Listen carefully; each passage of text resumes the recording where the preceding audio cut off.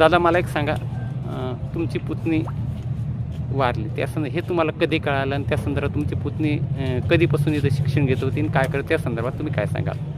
माझी पुतणी 1 वर्ष झाली आपल्या मत्स्यधरी अकॅडमीमध्ये ती शिक्षण घेत होती आणि ती आज सकाळी आता ते मत्स्यधरी अकॅडमीवाल्यांनी कुठं रनिंगला म्हणा किंवा पाहुण्यासाठी नेलं काय कसं असेल ते काय आम्हाला काही सांगता येणार नाही.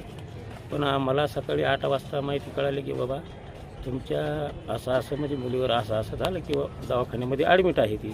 कसं काय झालं म्हणून सांगितलं तुम्हाला? नेमकं काय सांगितलं? काय झालं म्हणून एवढंच सांगितलं किंवा ती खदानीमध्ये घसरून पडली असं आम्हाला आमच्या कानावर टाकलं त्यांनी. अच्छा. हां, पण याच्याबद्दल आम्हाला अजून काही पूर्णपणे माहिती मिळालेली नाही. अच्छा. आणि आम्हाला ती पूर्ण माहिती हवी होती किंवा ही घटना घडली कशी आणि ह्या मुलीला खदानीकडे जाण्याचा म्हणजे संबंध काय आला असं आम्हाला हे माहिती करून घ्यायची अकॅडमीमध्ये. अच्छा. हो.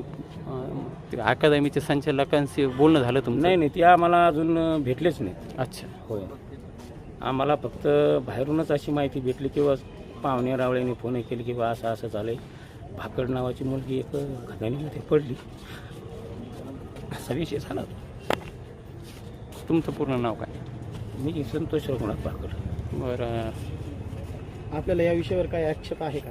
आक्षेप म्हणजे आम्हाला जोपर्यंत पूर्णपणे माहिती मिळत नाही नेमकं काय घडलं आहे आणि आमच्या मुलीविषयी नेमकं काय आहे आम्हाला माहिती झाल्याशिवाय आम्ही ते पोस्टमॉर्टम आणि गुन्हा दाखल झाल्याशिवाय आम्ही बॉडीला हातसुद्धा लावणार. म्हणजे थोडक्यात शवविच्छेदन होऊ देणार नाही आणि हो, बॉडी ही ताब्यात घेणार. बॉडी पण ताब्यात घेणार.